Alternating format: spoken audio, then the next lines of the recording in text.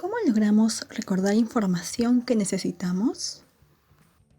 Gran parte de los contenidos que ingresan a nuestra mente pueden resultar tan importantes para nosotros que necesitamos retenerlos para poder usarlos posteriormente. Es allí donde nuestra memoria juega un papel fundamental. Para poder entender fácilmente, primero necesitamos saber qué es un proceso cognitivo. Los procesos cognitivos son procesos que permiten que procesemos la información que nos llega a través de los sentidos, que luego almacenamos, manipulamos, la recuperamos e interactuamos con el mundo. Un ejemplo, una persona está escribiendo, tiene que dominar el lenguaje. Toda la información que tiene almacenada se va recuperando y luego se plasma las ideas de modo coherente.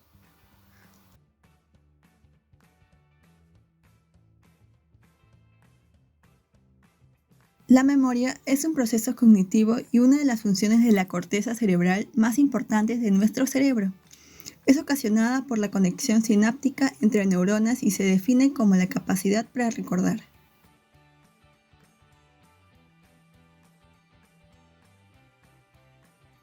Registro. Es el proceso en el cual se prepara la información para poder ser almacenada. La información sensorial se transforma en una representación mental para que pueda ser retenida. En esta primera fase de la memoria, la concentración, atención y la motivación del individuo son muy importantes. Almacenamiento. Consiste en retener los datos en la memoria para que pueda ser utilizada posteriormente. Recuperación. Proceso mediante el cual localizamos un material previamente almacenado y lo extraemos para utilizarlo según la necesidad. La recuperación tiene dos procesos. Reconocer. Consiste en darnos cuenta que algo que estamos percibiendo en el momento ya lo percibimos en el pasado, es decir, darse cuenta de que algo ya se percibió. Recordar. Búsqueda en el almacén de información de aquel dato que necesitamos o nos han pedido. Ejemplo. A continuación te mostraré una escena de una película conocida donde se aplican estos dos procesos de recuperación. ¿Woody? ¿Pero qué hace aquí? Hay una serpiente en mi bota. ¿Qué? ¡Hay una serpiente en mi bota!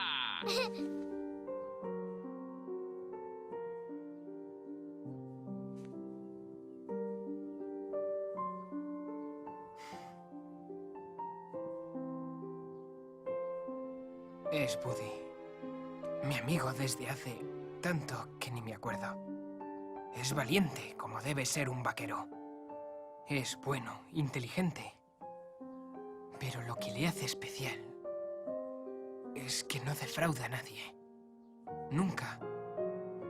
Él siempre estará a tu lado, pase lo que pase.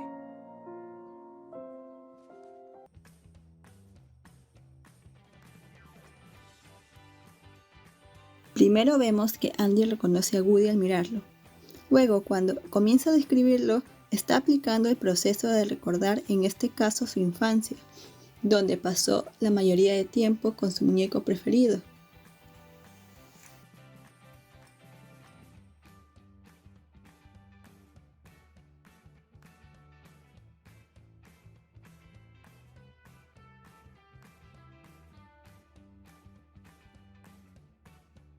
Enfoque modélico de la memoria, propuesto por Atkinson y Shiffrin en 1968, explica la memoria como un sistema multialmacén.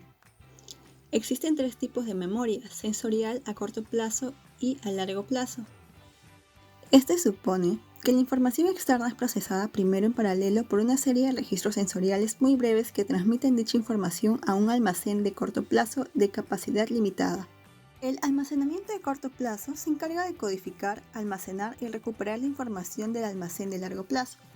Sin embargo, hay información que va directamente de los registros sensoriales al almacén de largo plazo, sin pasar por el almacenamiento de corto plazo, tal como se ve en las líneas punteadas.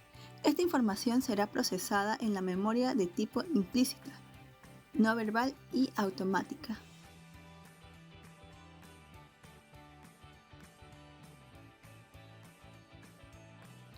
Memoria sensorial o registro sensorial. Capta las características físicas del estímulo, no tiene significado. Su capacidad es limitada, de 1 o 2 segundos. La memoria sensorial es un sistema que registra y almacena la información tal cual llega a los receptores, manteniéndola solo un instante. Luego, dicha información o será olvidada o se transferirá a la memoria de corto plazo para un mayor procesamiento.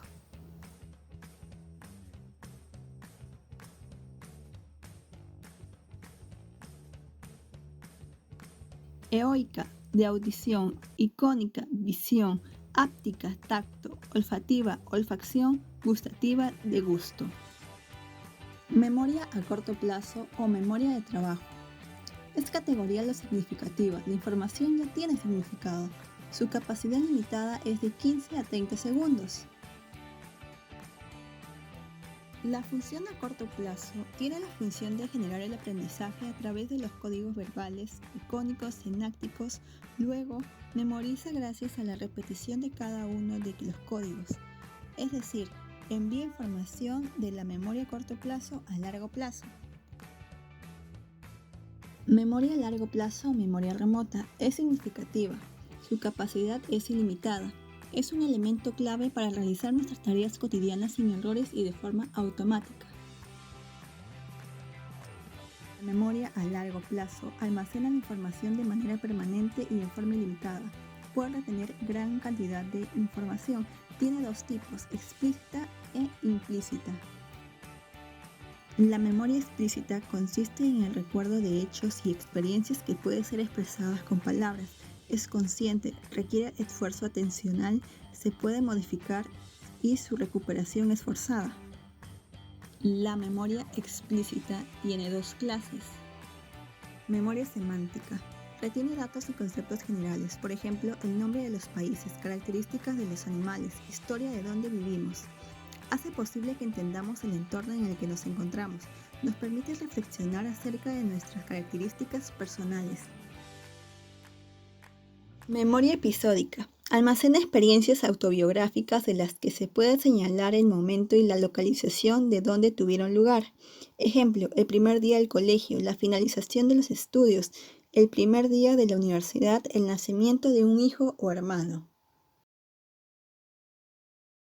Memoria implícita. Almacén de conductas automatizadas y que no es necesario que se exprese con palabras, no es consciente. Se dispara con claves asociativas y tiene patrones fijos.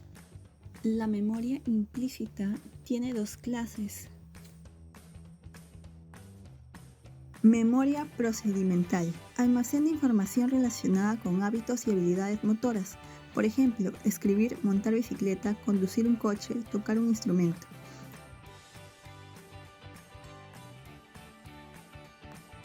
Memoria emocional. Almacenamiento que fija recuerdos a partir de las emociones o respuestas condicionadas aprendidas por el condicionamiento clásico.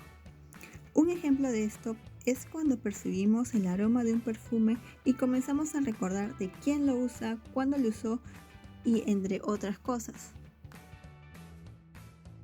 La realidad es que la memoria no tiene una ubicación específica, ya que la memoria es el almacenamiento de la información, pero los recuerdos sí están ubicados. Los recuerdos no se almacenan en una sola parte del cerebro. Los recuerdos se almacenan en neuronas ubicadas en diferentes partes del cerebro. Se recuerdan utilizando otras partes y se conectan a incluso más partes a través de las vías sinápticas. En el lóbulo frontal se almacenan recuerdos semánticos y episódicos. En la corteza motora está implicada en el almacenamiento de recuerdos procedimentales. El cerebelo juega un papel importante en el almacenamiento de recuerdos procedimentales. El lóbulo temporal está relacionado con la formación y almacenamiento de recuerdos semánticos y episódicos de largo plazo y contribuye al procesamiento del nuevo material en la memoria de corto plazo. La corteza prefrontal está implicada en el almacenamiento de los recuerdos de corto plazo. La amígdala es vital para la formación de nuevos recuerdos emocionales y el hipocampo juega un papel fundamental en la formación de nuevos recuerdos semánticos y episódicos de largo plazo. Puede producirse en cualquier etapa de la memoria, en los procesos de codificación, almacenamiento y recuperación de la información. El olvido permite un uso más eficiente de los recuerdos, ya que facilita desechar información irrelevante. Existen diferentes teorías que explican las causas del olvido. Decaimiento de la huella. Sugiere que al aprender una información se almacena en alguna estructura cerebral. Sin embargo, a menos que tal información se mantenga con repetición y ensayo, es muy probable que la huella mnémica se desvanezca por falta de uso o el tiempo transcurrido. Falta en la recuperación. Sostiene que los recuerdos no pueden rememorarse debido a que no se usan los códigos correctos de recuperación. Ello se demuestra con el fenómeno del apunte de la lengua, en el que se sabe que se conoce algo pero no se le puede recuperar en un momento particular. Interferencia. Plantea la existencia de bloqueos mentales en el acceso a un contenido debido a la existencia de una información que almacenamos antes o después del proceso de aprendizaje. Existe un relevante aporte científico, es la famosa curva del olvido descubierta por Hermann Ebbinghaus en 1885. Se le denomina también la curva del aprendizaje, la cual sostiene que la memoria para la información nueva desciende rápidamente en las primeras 9 horas de aprendido un tema, hasta un 50%, pero luego del paso de los días los niveles se estabilizan. En consecuencia, se considera que es necesario repasar una materia horas después de haberla aprendido, así como también repasar después de días y luego de una semana para mejorar notablemente la retención.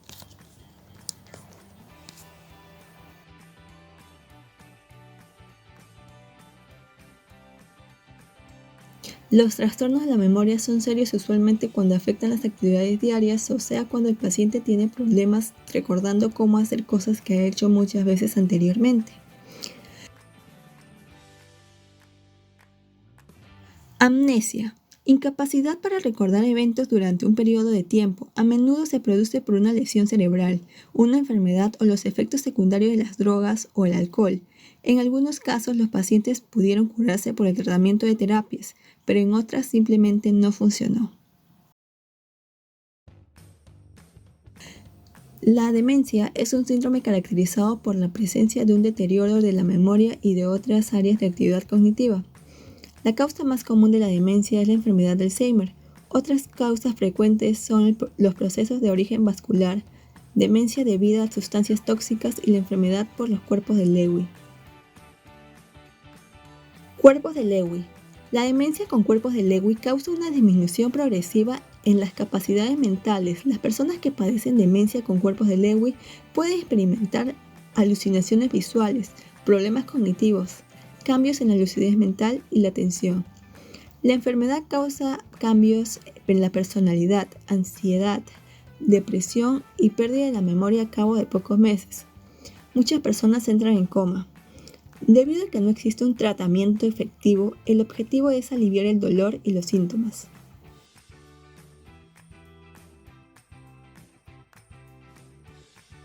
El Alzheimer es un trastorno cerebral progresivo e irreversible que daña lentamente y destruye las células del cerebro, dando lugar a pérdidas de memoria.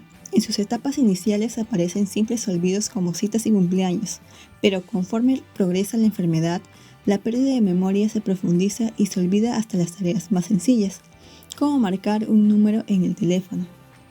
Finalmente llegará a perder la capacidad del habla o la comprensión del lenguaje. Las paramnesias o falsos reconocimientos son errores de identificación o localización del recuerdo. Los tipos de paramnesia son el déjà vu o fenómeno de lo ya visto.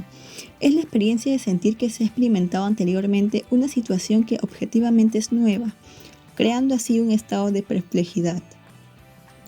El jamais vu o fenómeno de lo jamás visto consiste en considerar como extraños e irreales lugares o situaciones que habían sido familiares para un sujeto.